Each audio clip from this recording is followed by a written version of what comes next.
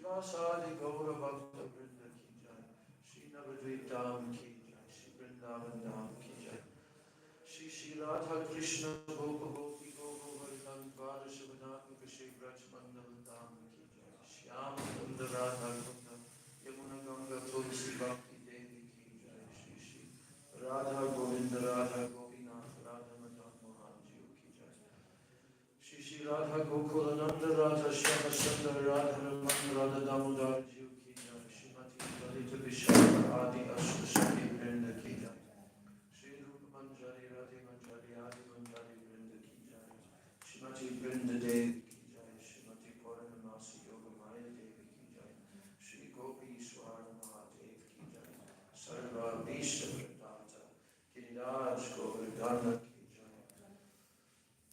Grantaraj Srimad Bhagavatam ki jai, Shri Jagannath Baladev Subhadra Sudarshan Chakra Jiyo ki jai, Shri Jagannath Puri Purushottam Kshetra Dhama ki jai, Bhakti Vigna Vinashana Shri Nishingadev ki jai, Prabhu Shri Prahlad Maharaj ki jai, Chavagam Chava Sampradaya Acharya ki jai, Agar Madhraj Shri Chaitanya Mat ki jai, Orananya Shakavat Samoga ki jai, Shri Vishva Vaishnava Raj Sabha ki jai, Ananta Koti Vaishnava Vrinda ki jai, Tribhuvana Pavana Harinam Sankirtana ki jai, Tribhuvana Mangala Harinam Prabhu ki jai, Hare Krishna Mahamantra ki jai, Sachinandan Gaura Hari ki jai, Shri Nityananda Mahajana ki jai, Shri Panchatattva ki jai, Samaveta Bhakta Vrinda ki jai, Samagata Gaura Bhakta Vrinda ki jai, Nitai Gaura Premanande, Hare Hare.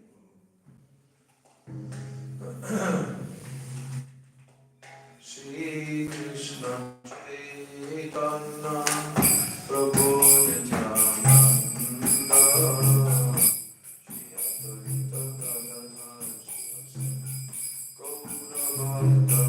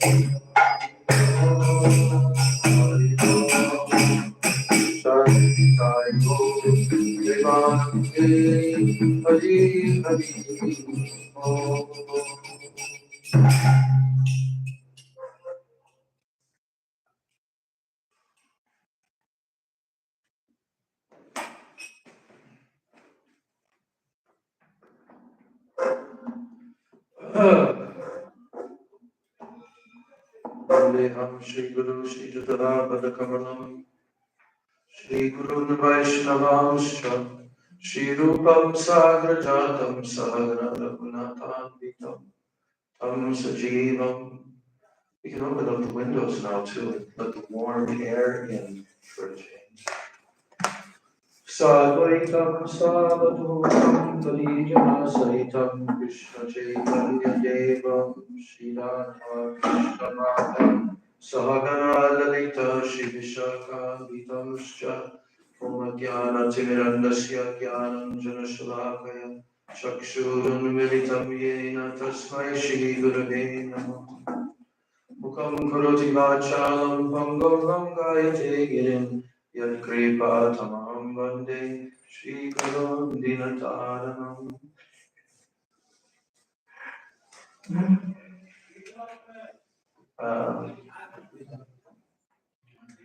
Vancha Kalpatarubhascha Kripa Sindhume Chapatitanam Bhavanebhyo Vaishnavebhyam Namo Mahabhadanyaya Krishna Prema Pradayate Krishnaya Krishna Chaitanya Namane Gaura Chisena Nityananda Namastubhyam Premananda Pradayane Kalo Kalmashanashaya Janavapataye Namah.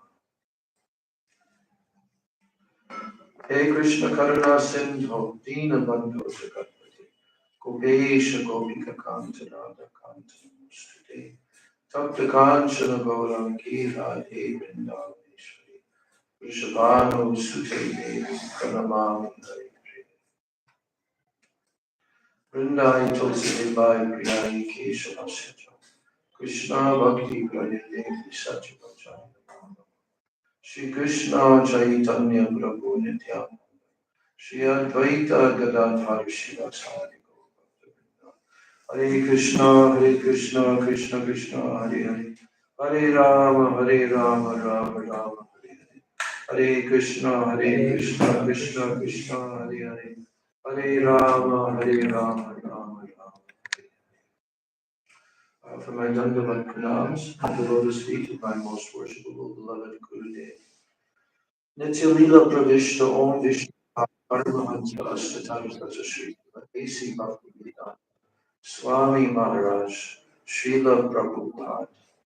I then offer my same unlimited pranams, my Prabhupada, at the lotus feet of my most worshipful beloved Sikh Gurudev, Nityalila Praveshna Paramahansa Ashtatam Shri Bhakti Rakshak Shri Hara Goswami Maharaj and Nityalila Praveshna Paramahansa Ashtatam Shri Bhaktivedanta Narayana Goswami Maharaj.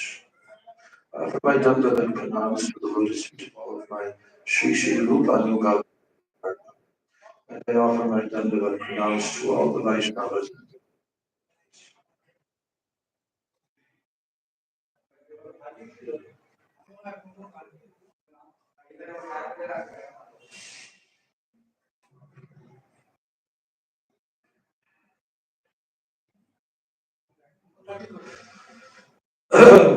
So this book called Raghavartma Chandrika, we have been reading. There are actually two different books.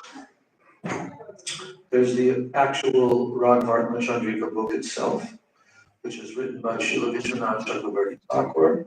We have the full translation of this book in English language, from Sanskrit to English. And that book was presented by our Gurudev Srila Bhaktivedanta Narayana Goswami Maharaj in a question and answer kind of format with a group of senior devotees from this time. This was in early 1990. So we've been reading the commentary by Gurudev, or his explanation. It's called The Hidden Path of Devotion, and it's Conversations on Rag Varna Chandrika by Srila Bhaktivedanta Narayan Swami. So we've read into that to some extent, but just to give us a frame of reference, because Gurudev he's going to give an overview of the book, conversations, and he'll go into detail in certain places. But I thought it would be good for us to at least hear, it's very brief actually, very brief, the Sanskrit text, Vishwanath Chakravarti Thakur, the commentary on that text. So I'm going to read a number of these, and then we're going to go on to reading conversations that take place. So this book is divided into sections called illuminations.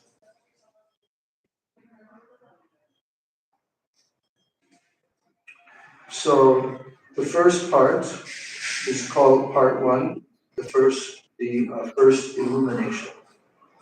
Because why is the word illumination being used? Moonbeam.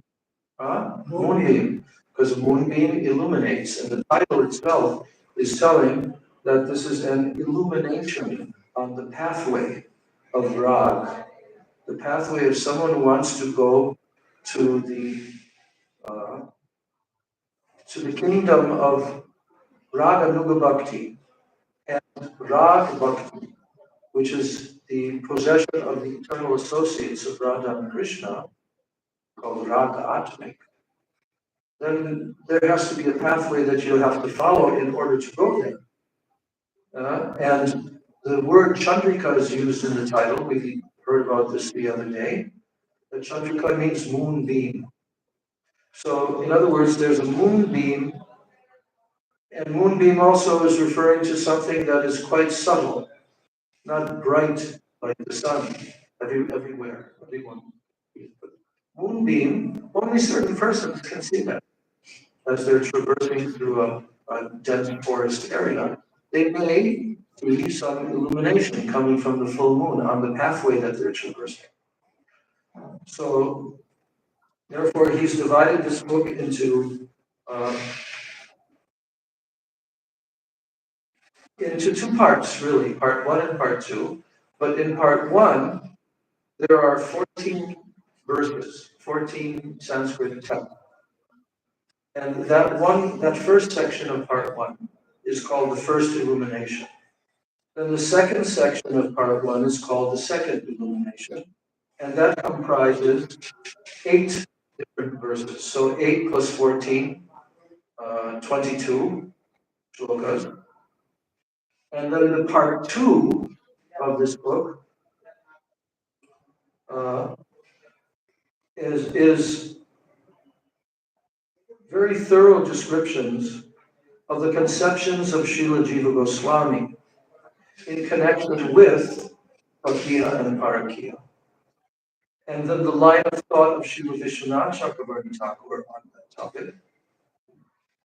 Then the opinions of other Vaishnavas. And Srila Bhaktivinoda Thakur's position on Bhaktiya and Parakya. So all these topics we are going to be covering. Then there's a whole section of end notes, which are also very interesting. The end notes.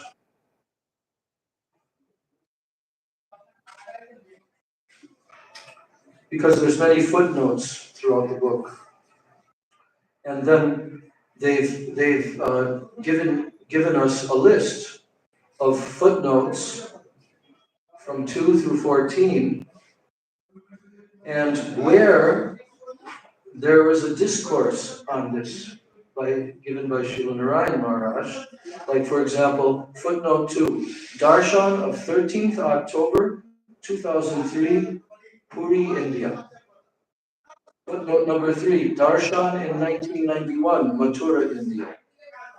Darshan, footnote number 4, Discourse of 28 January 2002, Holland. So this way, from the early 2000s, there are all these different darshans which have been given as reference. Everything is thoroughly backed up by praman and evidence.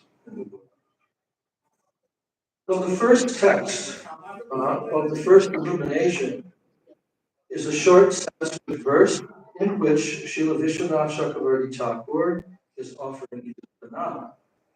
He's saying, Sri Rupa Vak Svadi Chakorebhyo Namo Namaha Yesham Kripa Lavayar Vakshe Ragavartmani Chandrika. With great humility and veneration, I offer obeisances again and again to those devotees who, like chakora birds, are always relishing the nectar of the words of Sri Rupa Goswami. On the strength of just a slight merciful glance from them, I am beginning this book, which is like a moonbeam illuminating the path of spontaneous. That's an introductory verse. Now, our Guru Dev Srila Bhaktivedanta Narayan Goswami Maharaj has written his commentary for this book. And the commentaries, the title that he chose for the commentary is Sri Chandrika Chakora Vritti. Chandrika Chakora Vritti. So we know that chakora birds like consume what? Moonbeams. They like to drink the moonbeams, chakora birds. Just like also they like to drink the rainwater. They don't take water from you. So he's saying that the chakora birds that are drinking the chandrika, the moonbeams of these illuminations. So first of all, our Gurudev offers his pranam with his very usual shlokas.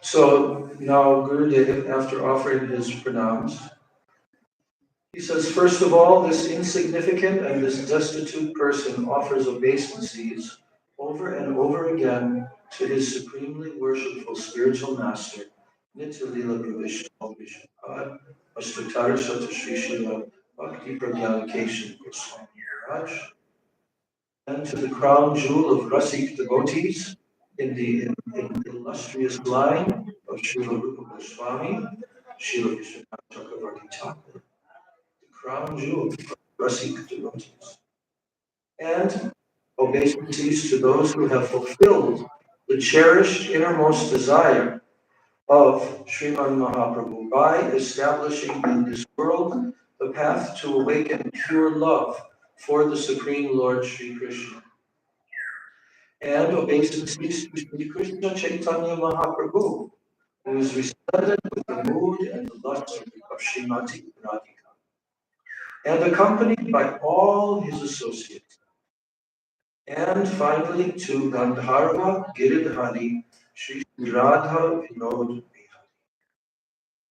And I offer obeisances to all of them again and again in order to obtain their causeless mercy and their blessing for commencing the Sri Chandrika Chakora Vritti on Ragvartma Chandrika, composed by the topmost follower of Sri Rupa Goswami, the highly eminent preceptor, Srila Vishwanath Chakravarti. He is Jagat Guru, the spiritual master of the entire universe. He is an eternal associate of Sri Krishna Chaitanya Mahaprabhu, who is directly Swayam Bhagavan, the Supreme Lord. Rupa Goswami established and preached and distributed the tasteful mellows of Vrindavan, Braj Ras, according to the innermost desire of Srimad Mahaprabhu. In the subsequent era, Srila Vishwanath Chakravarti Thakur is one of the prominent preceptors in the line of Srila Rupa Goswami. He has written wonderful commentaries saturated with philosophical conclusions, Siddhanta, and transcendental mellows, rasa. Commentaries on Srila Rupa Goswami's Bhakti Rasamrita Sindhu and Ujjvala Nilamani, and Srila Sanatana Goswami's Brihad Bhagavatamrita and other literature. For the distinct benefit of Raga Anuga devotees, and particularly for insubstantially educated practitioners, that is, those who are not well versed in Sanskrit and are thus unable to deeply study or comprehend the literature of Srila Rupa Goswami, he has composed, who has composed? Vishwanath Chakravarti Thakur has composed 3 very brief yet invaluable summaries of the aforementioned titles. And what are those 3? Bhakti Rasamrita Sindhu, Hindu. Ujjvala Nilamani, Iran. And Bhagavatamrita Kana. You know? Bhakti Rasamrita Sindhu, Hindu? Yes. By the word. Hindu means rock. Ujjvala Nilamani. Kiran. What is a Kiran? Sunray. Kiran is the sun. And Bhagavatamrita Kana. Kana. Bhagavatamrita is a very big book by Sanatana Goswami. Brihad Bhagavatamrita. So, Srila Vishwanath Chakravarti Thakur has written a summary on that book, and he has called it Bhagavatamrita Kana. What does Kana mean? Particle. Tiny particle of Bhagavatamrita. Now, to further corroborate the thought of Srila Rupa Goswami, Srila Vishwanath Chakravarti Thakur has discussed divine, spotlessly pure Paramur love. What is that called? Spotlessly pure Paramur love is called Vishuddha Parakya Bhav. Vishuddha Parakya Bhav. He has discussed this throughout all his commentaries, his books, and his prayers. Examination of his transcendental writings confirms that he is one of the prominent Vaishnavas in the line of Srila Rupa Goswami. His life's noble purpose was to follow, illuminate, and preach the internal mood of Srila Rupa Goswami. Therefore, in the beginning of this treatise, he specifically expresses his deep internal faith in him by repeatedly offering obeisances to those Chakora bird-like devotees who relish the nectar of the rasa-laden words of Srila Rupa Goswami.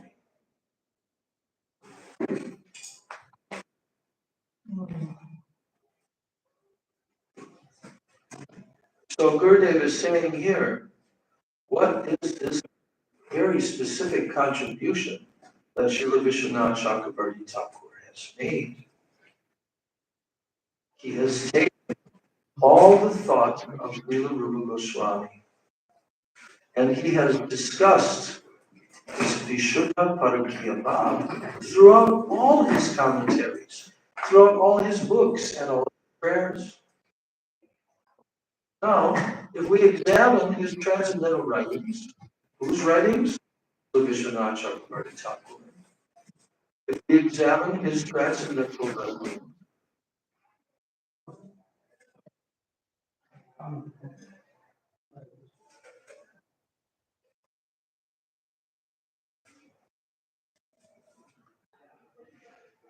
then it confirms that he is one of the prominent Vaishnavas in the line of Swami. His life noble purpose was to follow and to illuminate and to preach the internal mood of Swami.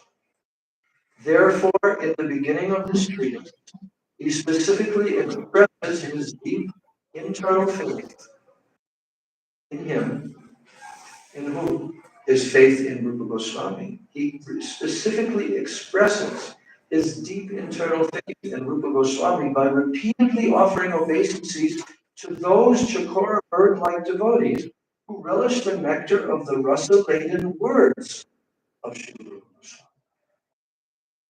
So this book has been named Ragvartma Chandrika.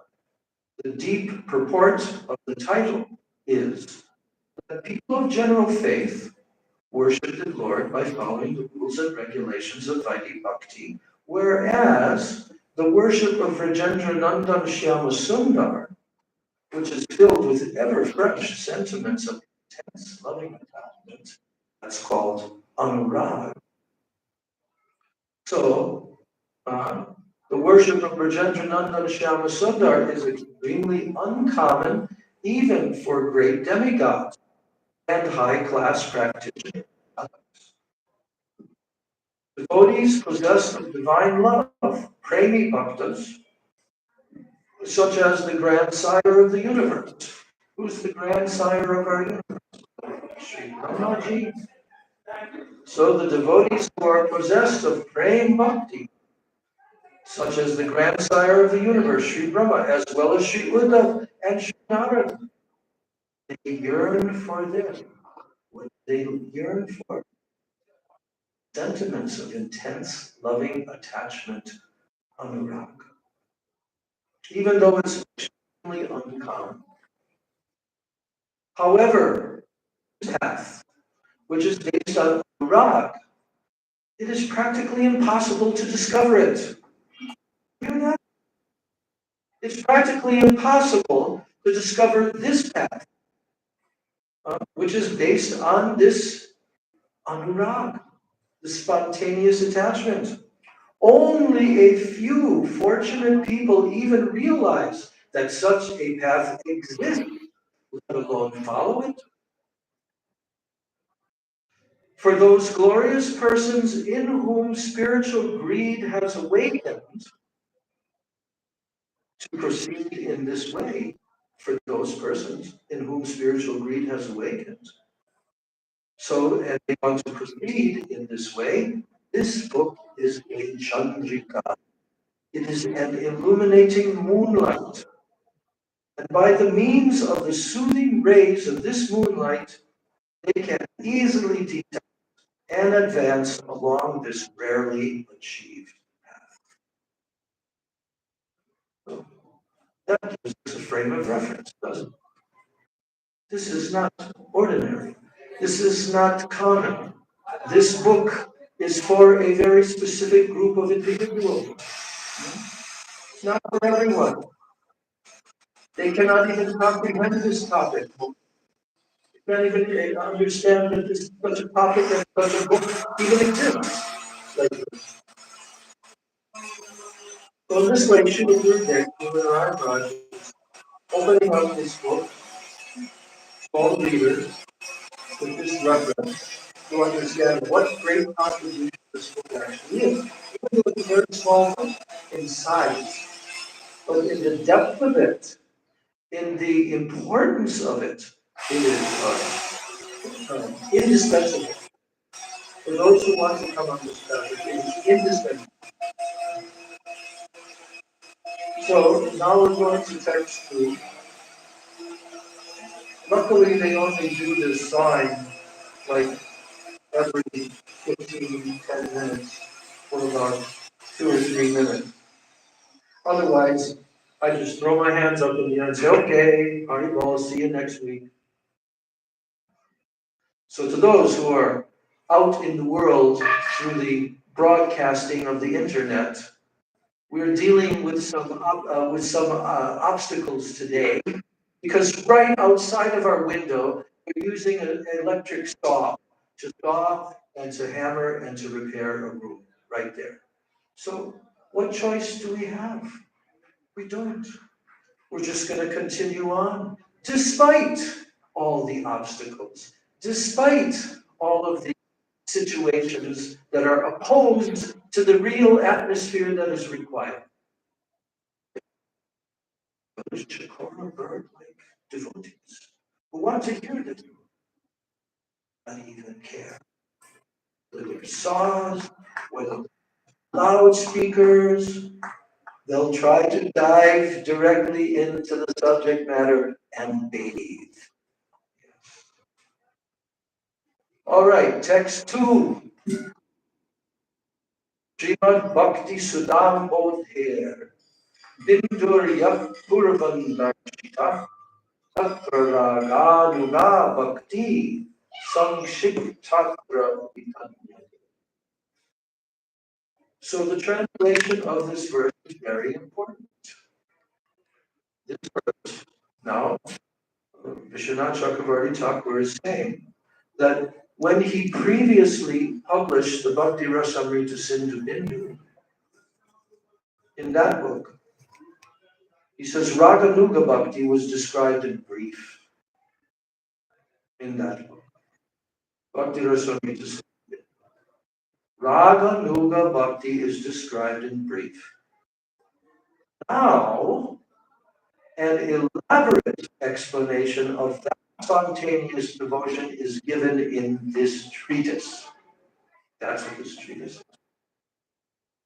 So Srila Gurudev is saying, here it is necessary to know the meanings of the terms Rag, Raganuga, and Ragat. Regarding this subject, Srila Bhaktivinoda Thakur says that excessive attachment for many forms of sense enjoyment, which the materialist naturally feels through contact with sense objects, that is called what? Called rag, attachment. The word rag means attachment. But for the materialist, what are they attached to? They have excessive attachment for different forms of sense enjoyment. They feel this through the contact with the sense objects. But that attachment to that is called rag. And just as the eyes become agitated upon seeing something beautiful, similarly, all the senses are ever eager to taste pleasure. Our tongue wants to taste nice tasting things. Our ears want to hear nice things, etc. So, all of our senses become agitated when we want to taste some kind of pleasure. But then what happens? The heart develops rag for these sense objects. And rag means what? Attachment. What's the word in Russian for attachment? What's the word in Russian for attachment? Madhavi. Attachment. To be attached. Привязанность. That's what I thought. What is it again? Привязанность. Привязанность. Привязанность. Привязанность. Привязанность. What? Yeah. Привязанность. See what I told you?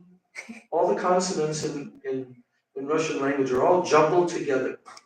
Vya. We have that. But the way it's come in the word, привязанность. Privya. We don't have that. Privyazanist. Okay. So now, privyazanist means attachment, rag. Rag. Okay? Very important because this book is titled what? Rag. Vardmachandrika. So now we're going to learn what is rag.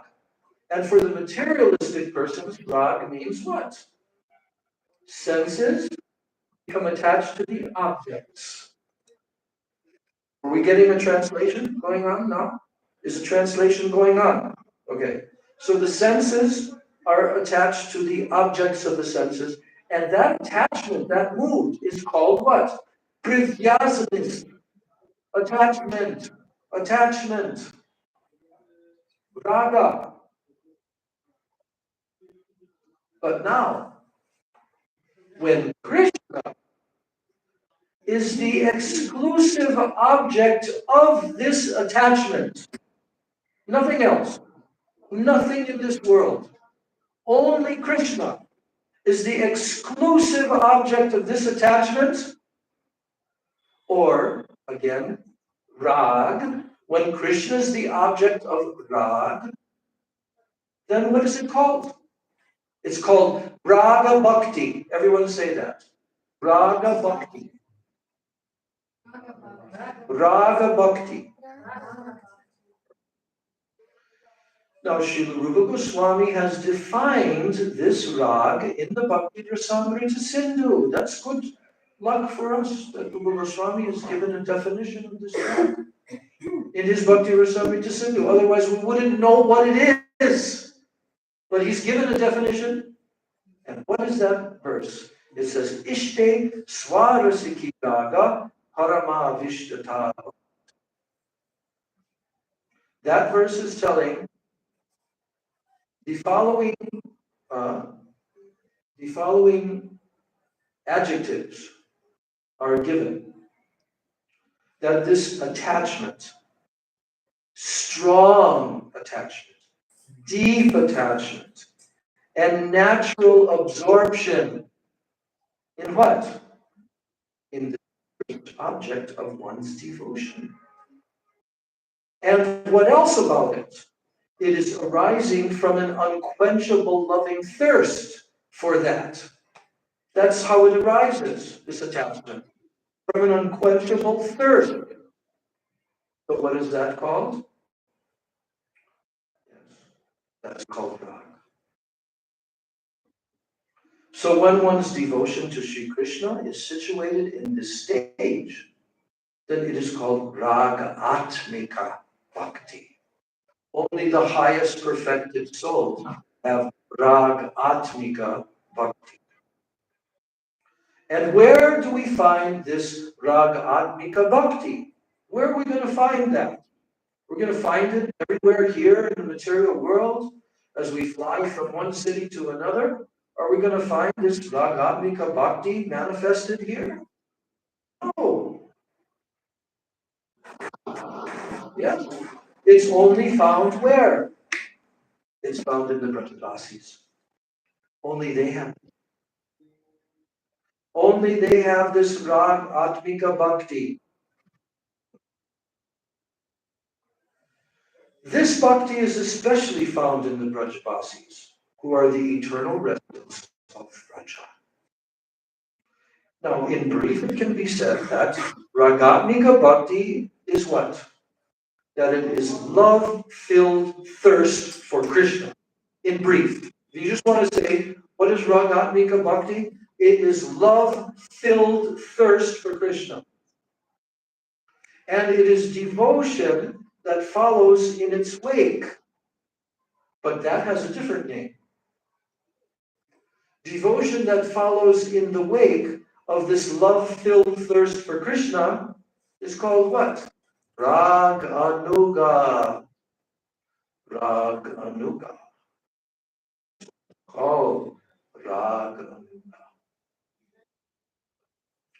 So in other words, when, by the mercy of Sri Krishna and by the mercy of his devotees, one cultivates devotion that is impelled by the covetousness to obtain the same mood as Krishna's beloved associates, then it is called what? Rag Anuga Bhakti. I think you have all understood this to some extent. Rag Bhakti, Raganuga Bhakti, Ragatmika Bhakti.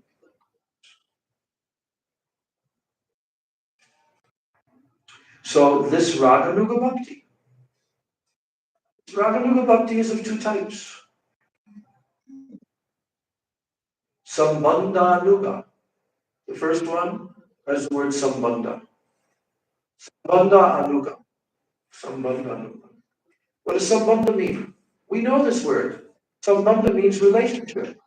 Sambandha Gyan means knowledge of relationship. Sambandha Gyan. Sambandhanuga is the name of the type of Raganuga Bhakti. This is one type. We'll explain. The other type is known as Kama Anuga. Kam means what? Kam means transcendental, intense, loving lust. Just like in the material world, there's lust. But real lust in the spiritual world is called Kam. It's eternal. It never fades. It's very, very intense, unquenchable loving thirst. So, now text 3, 4, and 5 are coming. That's Gurudev's short little commentary on that verse. Now, here, Srila Vishwanath Chakravarti Thakur is describing further that there are two types of bhakti. One is called Vaidhi Bhakti and one is called Raganuga Bhakti. Vaidhi Bhakti Bhavet Shastram Bhakto Chet Syat Pravartakam Raganuga Syat Chet Bhakto Lobha Eva Pravartakam. This means that devotion, impelled by injunctions of the Shastras, Vaidhi Bhaktir Bhavet Shastram Bhakto Chet Syat Pravartakam. So devotion is impelled by the injunctions of the scriptures, so that is called Vaidhi Bhakti. But devotion that is incited by what? Lobha, spiritual greed. Rag anuga syach chet bhakto lobha eva pravartika. Pravartika means to be impelled by. So there are two impetuses for these two types of bhakti. One is Shastra, the other is Lobha. So Lobha, the devotion that is incited by spiritual greed, by Lobha, it is called bhakti. Now comes text 4. He goes further into this topic. Bhakto pravrittir atrasyat. Touch chakirsha sunishchaya. Shastral lobhat touch chikirsha syatam tad adhikarano. This verse means that to advance in devotional life, it means to nurture the single-minded desire to engage exclusively in the limbs of bhakti. We always use this word, oh, he's very advanced. Or I want to advance. Or can I advance by doing this? Or will I do the opposite? Can I advance by doing such and such? Or will it end up in the negative way? No, of course. Swami has written to explain what will help you advance and what will cause you to decline in your bhakti. So, but to advance in this line of devotional life of bhakti yoga, it means to nurture what? If you want to advance, you have to nurture the single-minded desire to do what? To engage exclusively in the limbs of bhakti, nothing else. That's advancement. Can everyone do that? They can't do that. That's why they can't read this book. Because if they're not interested in that kind of level, that one day they want to reach that, and they're quite satisfied just doing all types of mixed bhakti, mixing it with their material desires. They can go on in that way for a few lifetimes. It can go on in that way for a few lifetimes. But here, Vishwanath Chakravarti Thakur is specifying that to nurture the single-minded desire, to engage exclusively in the limbs of bhakti, that's called advancement in devotional life. Now, one can progress. Talking in this verse about progressing on the pathway. And one can progress in bhakti in two different ways. There are two different ways to progress in the line of bhakti. Number one, out of fear of the results of neglecting scriptural injunction. Do we have familiarity with this in the material world? Are there different so-called religious pathways that induce this emotion called fear? Sure as hell is. Because you follow me, you're going to hell. You're going to hell. What do they call it? An investment or what? Huh? Handbasket, yeah. You're going to hell in a handbasket. Do we know? Yes. All the other so-called religious sub-religion, the Upadharma, they're all based upon follow or go to hell. All of the Abrahamic, Jewish, Christian, and Muslim, those three. And what about Buddhism? There's also fear, great fear, great fear.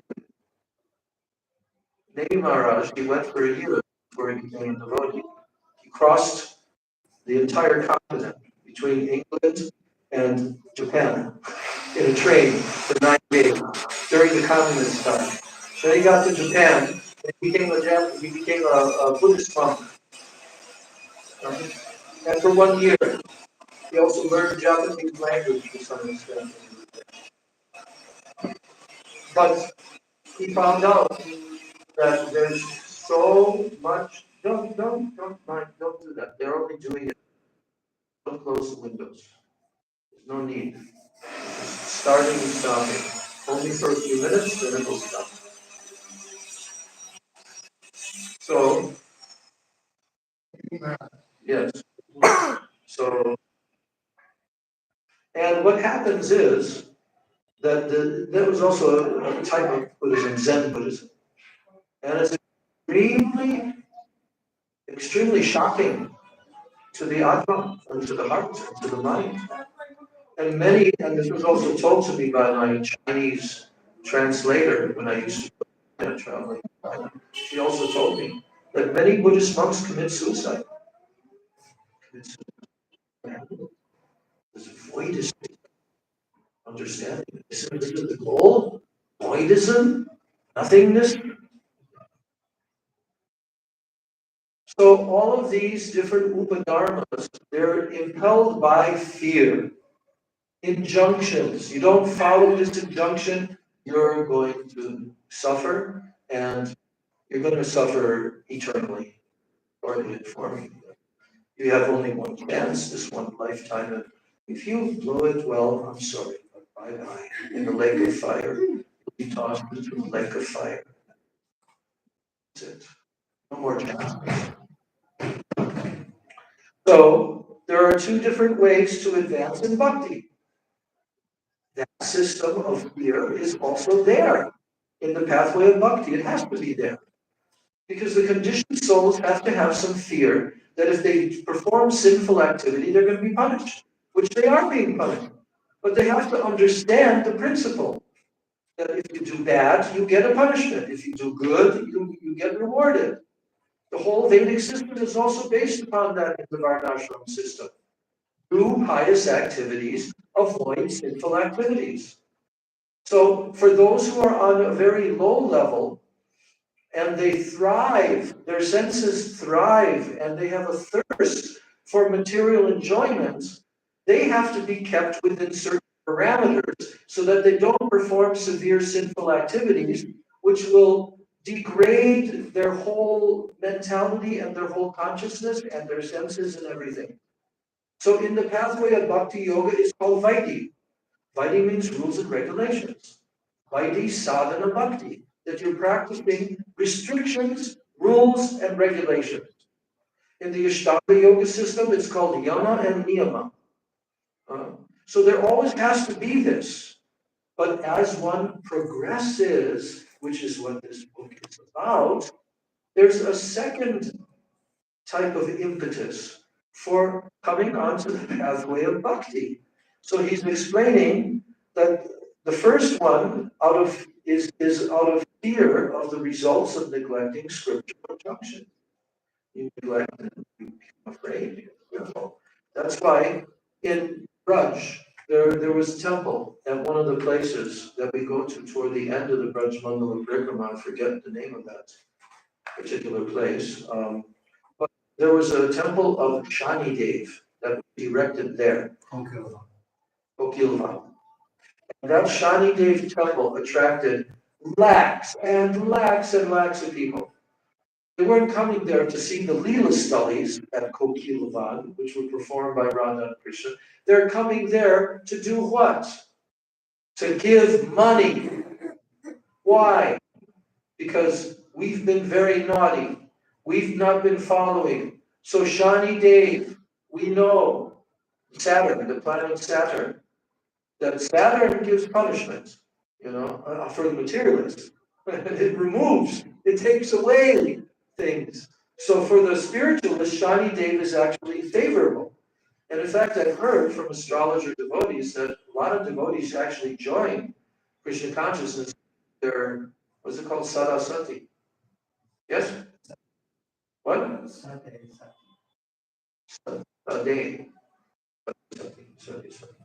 Okay, so, but all these people, there were so many people that they had to put up these, like, where you're herding the people with going in and out, they put up like steel bars there because there's so many lakhs of people coming. So, in the Vedic system, these ordinary materialistic people who may call themselves Hindus or whatever, they know that they have to submit to Shani Dev. So they do what is called paying off the mafia, right? Don't give me any trouble, here's the money. That's basically what it is. It's a complete materialistic exchange so that I'm not going to have to suffer. Now, what is the second type of bhakti that you can advance in bhakti? The second type is with intense spiritual greed. Intense spiritual greed. So therefore, Vishwanath Chakravarti Thakur concludes that according to one's qualification, there are two types of practitioners of bhakti sadhana, a Vaidhi Bhakta and a Ragini Bhakta. Now in text 5, he's commenting upon a verse of Srila Rupa Goswami from Bhakti Rasamrita Sindhu. Tatra lobho lakshita swayam Sri Rupa Goswami charanayar eva. So in the Bhakti Rasamrita Sindhu, here's the verse. Tat tat bhavadi madhurye shrute dir yad apekshate natra shastram na yuktim cha tad lobotpati lakshanam. So Vishwanath Chakravarti Thakur gives a Sanskrit comment to this, and here's the translation of his Sanskrit comment. He says, this is different than Gurudev's comment. This is a translation directly. In Bhakti Rasamrita Sindhu, Srila Rupa Goswami has described the symptoms of pure greed as follows. So this pure greed,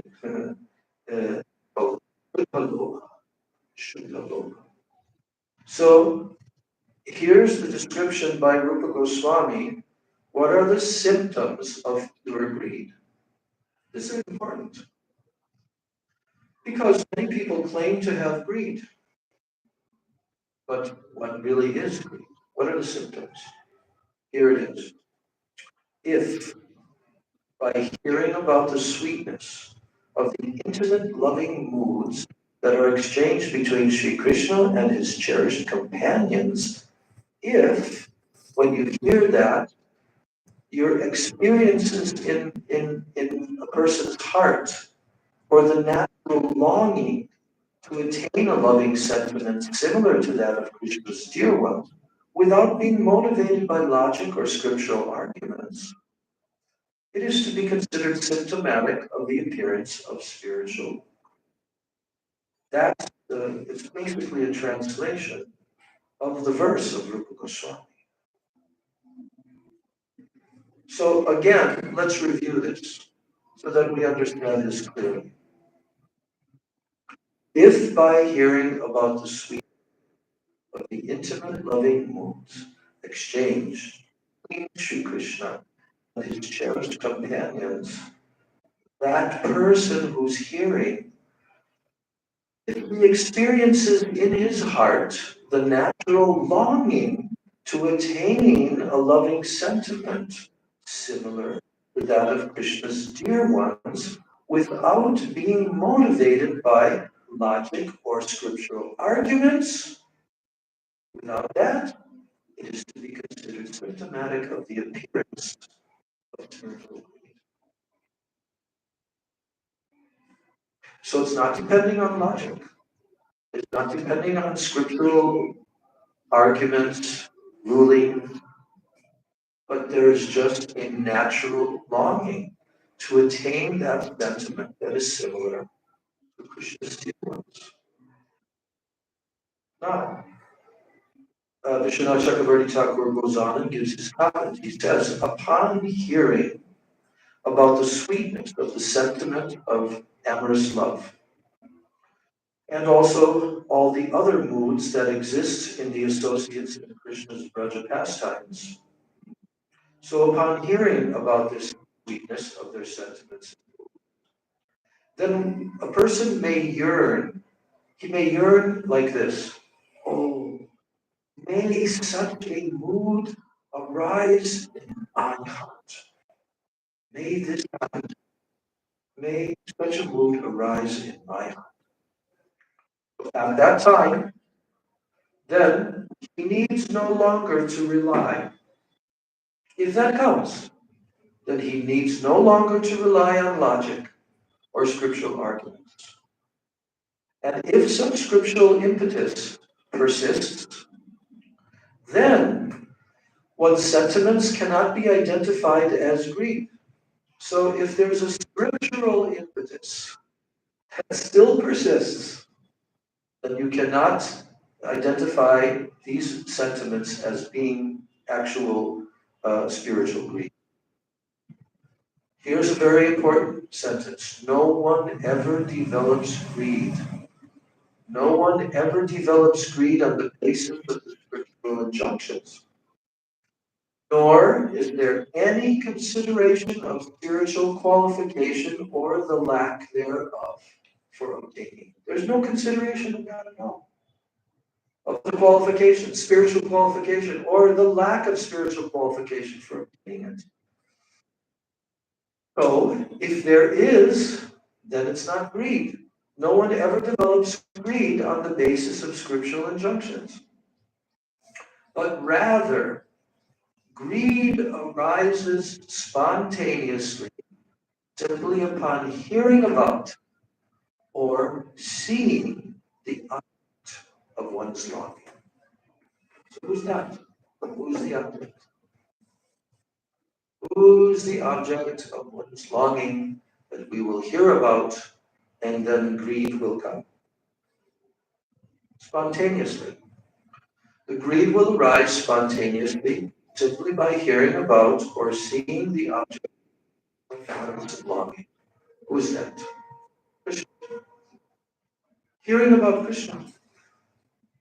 Hearing about Krishna and his associates. Hearing about Krishna and their loving moods and sentiments. If one has spiritual greed, then the object of that longing, it will be very clearly understood that Krishna is the object of my longing. No one else, nothing else.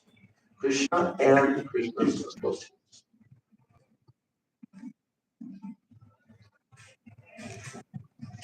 So now, Srila Gurudev, see, we're about at this point in the discussion, but I wanted to give us the reference point for the exact shlokas that are being told by Vishwanath Chakravarti. And Gurudev is explaining these symptoms of greed. So now he gives his comment on these three verses, and he says, in the Jaiva Dharma, Srila Bhaktivinoda Thakur confirms that after one has heard about the supremely sweet moods of the Brajavasis, after one has heard about the supremely sweet moods of the Brajavasis, the consequent disposition of hankering to attain these moods, that spiritual greed has appeared. After one's heard about the supremely sweet moods of the Brajavasis, the consequent disposition of hankering to obtain these moods, it signifies that spiritual greed has appeared. Hankering. Kama lobha dayaschaye.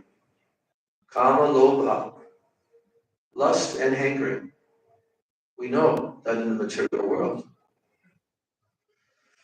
Eta etairana vindham stitam sarve prasidati. 5 shlokas from the 2nd chapter of Srimad Bhagavatam is told clearly there. Kama lobha adayaschaye. Beginning with lust and greed and hankering, lobha. But that's lust and greed and hankering for the things of this world. The process of bhakti removes that and replaces it with what? You have to have desire. You cannot be without desire, and you have to have some hankering towards something. We are not so. We have to have something that we're aspiring for. So here, Srila Gurudev has pointed out that Bhaktivinoda Thakur is giving this symptom as being the symptom of someone in whom it signifies that spiritual greed has appeared. So if that's not happening, then we know that we don't have spiritual greed. So after hearing about the supremely sweet moods of the Brajavasis, and after hearing about the consequent disposition, or rather, after hearing that, then the consequent disposition of hankering to attain these moods, that is the symptom. You hear about that, and now your disposition is full of hankering to attain these moods. That signifies spiritual greed has appeared. Now, upon hearing narrations about Krishna, a person with the propensity for regulative devotion, that means bhakti, that person will scrutinize what he has heard with his intelligence. When he hears about that, the narrations about Krishna, then a person who has the propensity of the regulative based upon Shastra and logic. So what does he do when he hears? He'll scrutinize what he has heard with his intelligence. And also, he'll consider what is said in the scriptures. And he'll utilize his reasoning. So only when these three are consistent with what he has heard, does he go forward? What three? What three? He will scrutinize what he has heard with his intelligence. He will scrutinize what is said in the scriptures. And also, he will apply his reasoning. And only when these three are consistent with what he has heard does he go forward. See? So he may hear the very same topics, but because he's in a tendency towards the shastric type of devotion based upon Shastra, so he has to use his intelligence and scrutiny and all of that. Now, but in the pathway of Rag Marg, it does not work like this, Gurudev says. In Rag Marg, it doesn't work like this.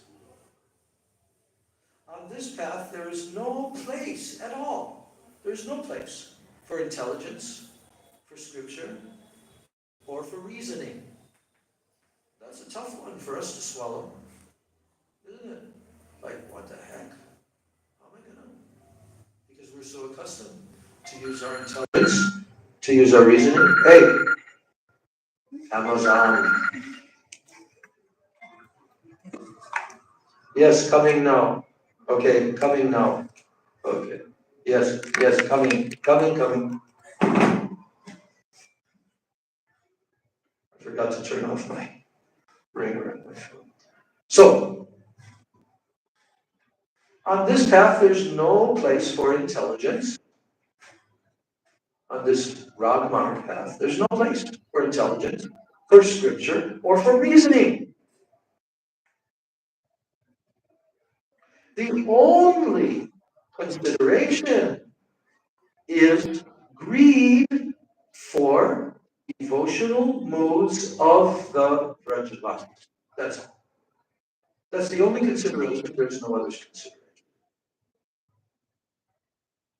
And here, Gurudev is expressing the mood that the devotee will feel.